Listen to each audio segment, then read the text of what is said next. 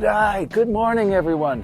Here we are up at Aguereberry Point, and there's just this absolutely spectacular sunrise. I arrived last night and was super socked in, dark, completely dark, foggy, couldn't see a thing. In fact, it was a little bit treacherous getting the van situated here. I'm kind of perched up on this point here, and behind me you can see that's sort of the parking area right there, and there's that rock outcropping, which is pretty cool. But the main thing that's happening this morning is it's just been this incredible, it's just changing every minute. It's just so awesome. Beautiful, beautiful sunrise. The fog turned out to be quite a blessing, as it were. So anyway, today I want to finish up this video because it's about the Wildrose Road, and so we're going to head out and finish up the Wildrose Road.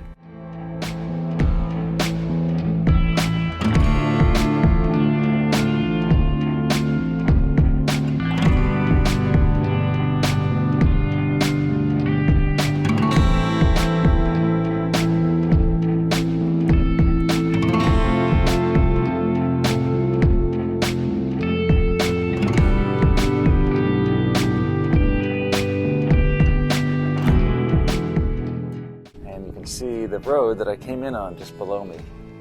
Kind of winds around this knoll and then comes up on this hump.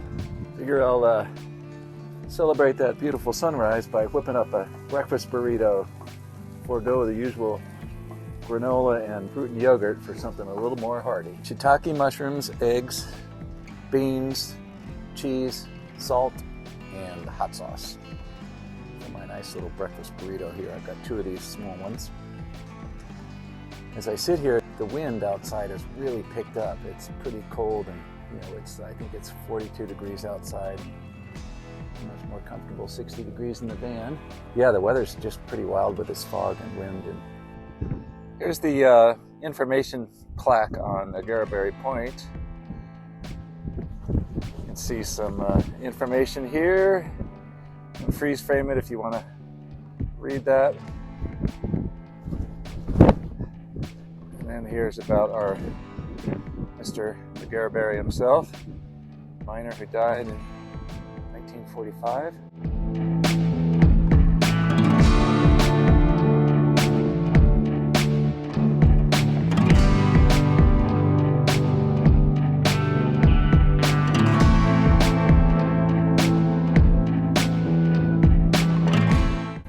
Now we are leaving Aguereberry Point. I'm kind of reluctant to leave. It's just so amazing up there. The light in the morning is just changing by the minute, so it's just pretty cool. But it's time to move on to the next adventure.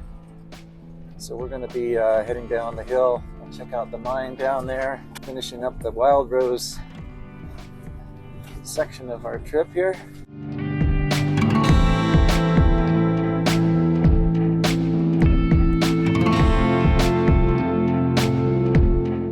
I want to show you this narrow section that we came through last night in the daylight.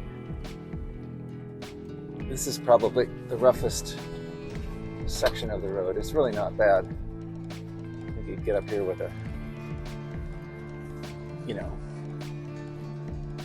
Subaru Crosstrek or a RAV4 without any trouble. It would be a little dicey.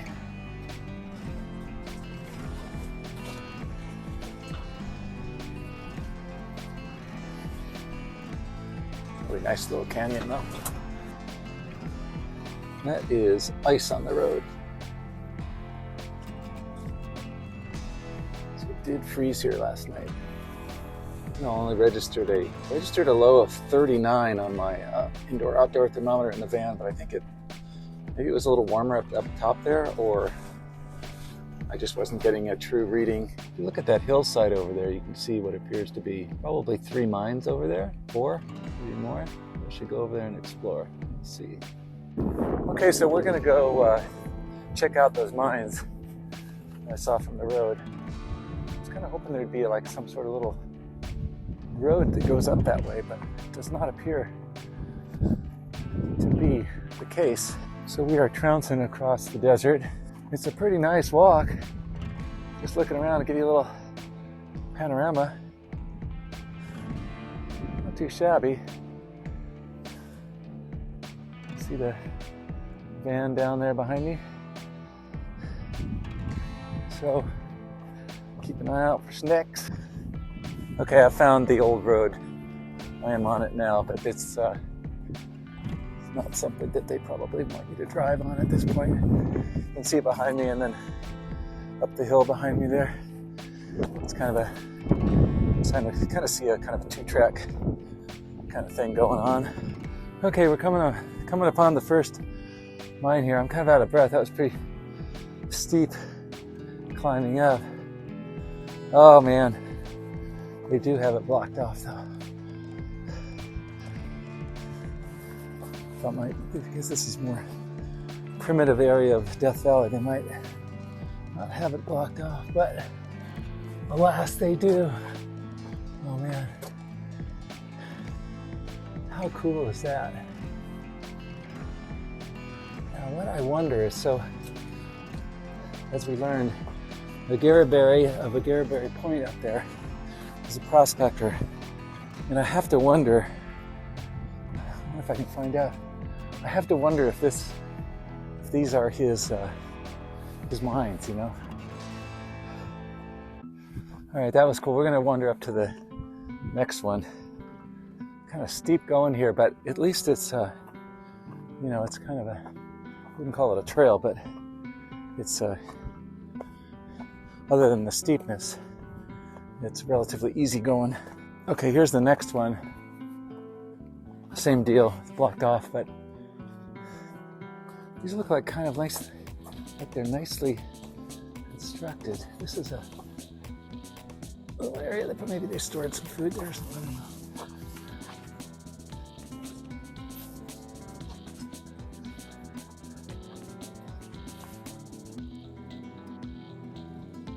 So here's a cool shot, looking out.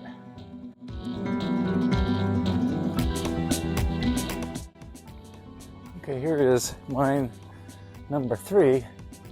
And guess what? It's blocked off. No surprise there. But we'll have another look inside this one. Well, you can see kind of deep down in there.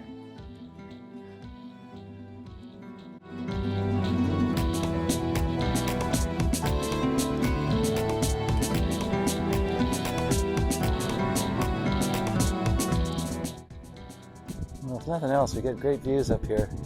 So that's 3. I don't think I don't know where the next one is. Maybe it's down below me here. This is a little treacherous. Turn the camera off. I just found this rock. I don't know if this is, I'm not sure if that's like it's a really like a bright green. I don't know if it's like a lichen or a sort of like copper or mineral deposit.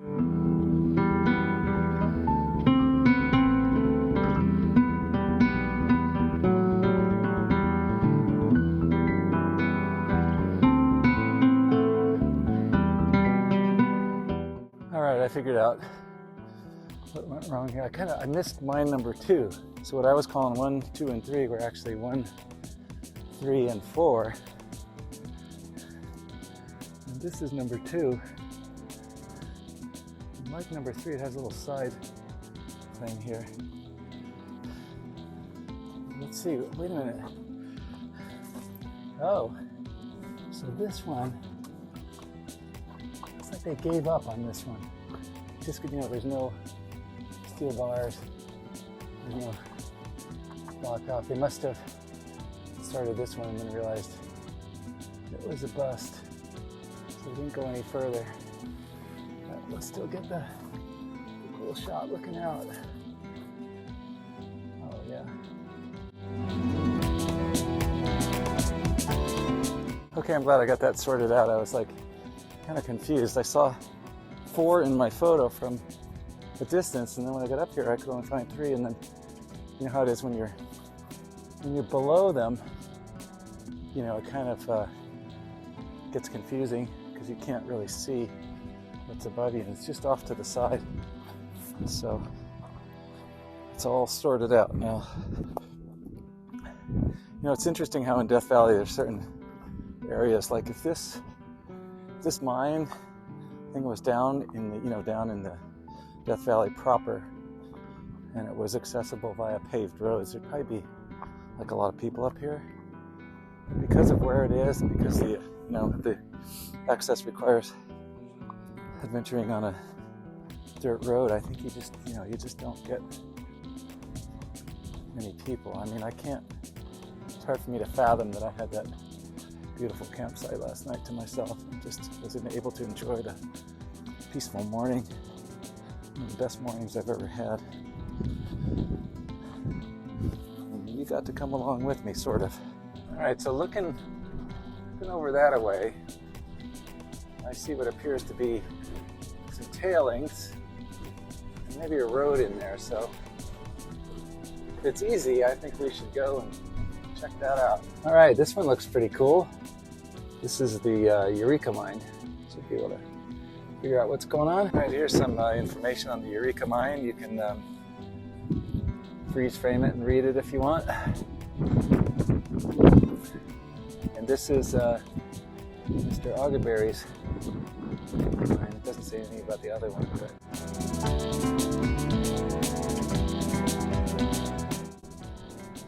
little stone building here. Whenever I see a low ceiling building like that, I kind of assume it's maybe for food and supply storage, not sure.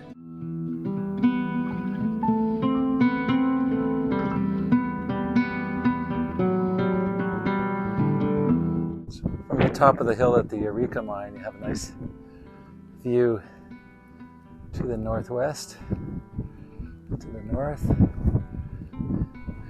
And there's a little spur on the road that we came in on. Ooh, look at that. Old car down there. Definitely want to check that out. Here's a mine shaft that they definitely do not want you going down into. Get the camera to adjust and have a look down in there. There we go. Okay, so this looks like kind of the main operation that happened kind of later. They start using carts and whatnot to get the ore out. And once again, they apparently don't want you messing about inside the mine.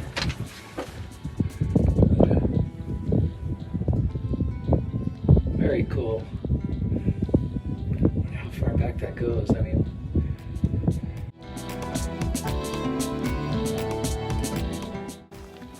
I'm not gonna lie, I'm a little bit disappointed. The sign back there says, bring a flashlight to explore the mine. It might be that the sign is old and they've since decided that it's not okay to go in the mine. But anyway, it's still pretty cool to check out. There's an old dump truck bed. I don't know where the rest of the truck went, but the bed is still here.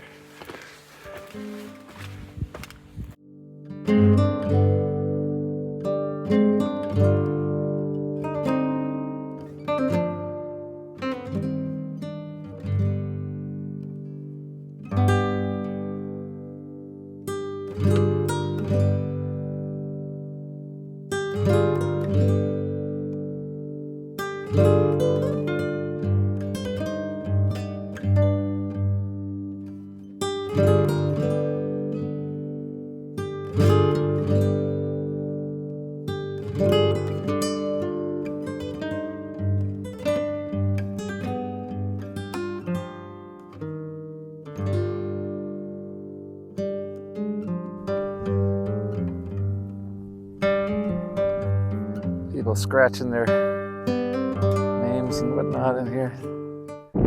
Okay, this is another mine that's right over by the old car. Also shut down, of course, as we have begun to expect. Oh, you can see some light way in there, so it's like, must have a, oh yeah, I was up on the mountain. I think I saw the shaft from above. So it goes in and then it goes up.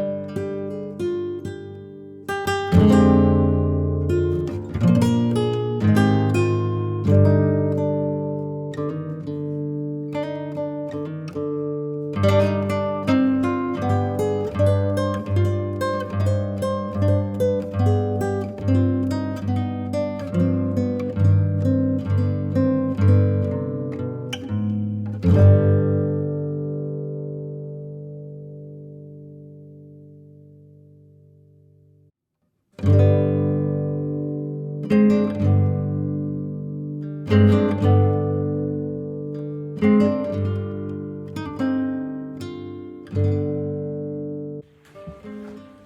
nice little cabin. This is probably the kitchen, I guess, because it got some old linoleum in there. Who knows? This little room here. Mattress springs. This is the bathroom, obviously. A proper water heater and everything. So they had running hot water here. There's the old commode. Proper toilet, proper flusher.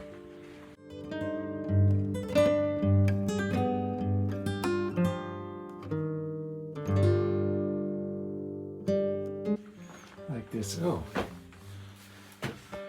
That is not a refrigerator. That is, or actually, maybe it is. Maybe it's a gas refrigerator. I was going to say it's an ice box, which is what they had before. Before we had fridges. Oh man, proper ice cubes. This guy was living in the lap of luxury. This is presumably the pantry. So yeah, fridge and pantry in a separate building, which is kind of interesting. Well, I'm still kind of surprised that's still here. Proper pop-top can. They're not going to be able to tell what it is. It's got liquid in it. I have no urge to drink it.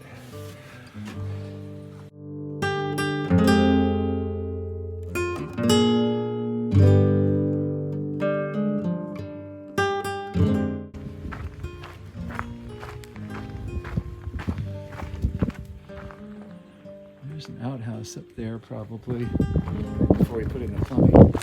So he must have figured out a way to get water in here. There's another refrigerator.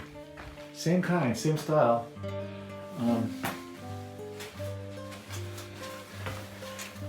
Yeah, it's gotta be a gas refrigerator. So he must have had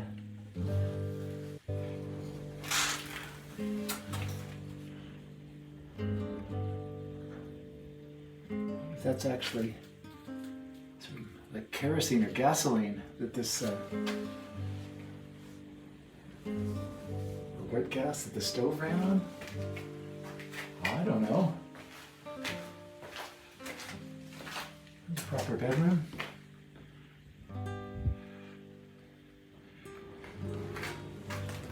It's pretty nice. Oh, there's some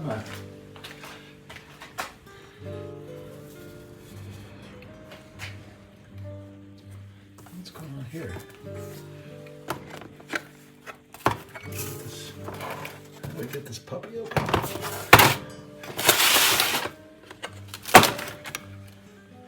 Oh my God. Can't believe that nobody's like trashed this. So here's a book, Pete Aguereberry,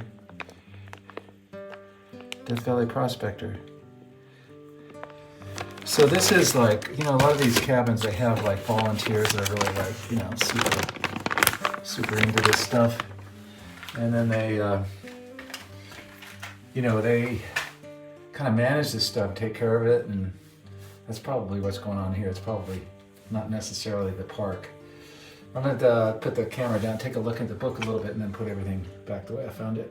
All right, I'm reading some of this book, and it's just talking about how Pete Aguereberry, I guess he was a Frenchman, and you know, his first trip to the valley, and you know what these guys had to go through, and the way they traveled was pretty amazing. So this would definitely be a good read if you could find a copy. Pete Aguereberry, Death Valley Prospector and Gold Miner by George C. Pipkin. All right, there you have it. Might have to find me a copy and read that. There's a cool registry book you can sign here. Looks like there were people here. It's the 31st of December. You had one person on the 26th, one group on the 27th. 2 on the 28th, 1, 2, 3, 4 on the 29th, 2 on the 30th, and I'm the first one here on the 31st. All right, everything tidied up and put away. On we go. All right, now I'm back on the Trona-Wildrose highway where we're supposed to be. And that little detour on the Aguereberry Road and Point and Mine was pretty spectacular. Way above expectations. That was super fun. I was super lucky about getting those crazy conditions up on the point, and then of course the mines were fascinating and super fun. So now there's this other road called Skidoo Road, which also goes to the, I guess, east from the Wildrose Road, and now it's the one I had to choose between the two last night, and I chose the Aguereberry Road. But now I'm thinking that Skidoo might be interesting. I think I have some vague recollection that there's like some old community or mining community out there. So that one might be kind of fun. And since we're here, and since we're adventuring, I'm kind of thinking, why not just head out and check out the Skidoo Road? We will get to Death Valley proper at some point. But for now, we may as well continue adventuring on these little dirt side roads. So I'm gonna figure out where it is. It should be coming up soon. And then we're gonna head on out.